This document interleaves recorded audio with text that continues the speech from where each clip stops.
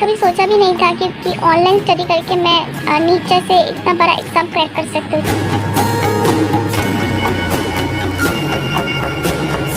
Thank you sir. और sir आज जो यहाँ पे टैग देख पा रहे हैं sir this is all because of you sir.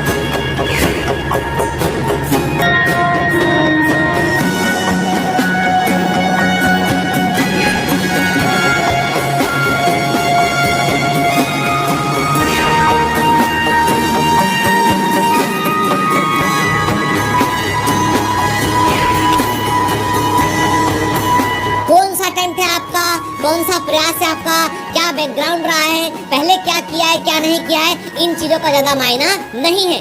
अब क्या करने वाले हैं दैट इज इम्पोर्टेंट।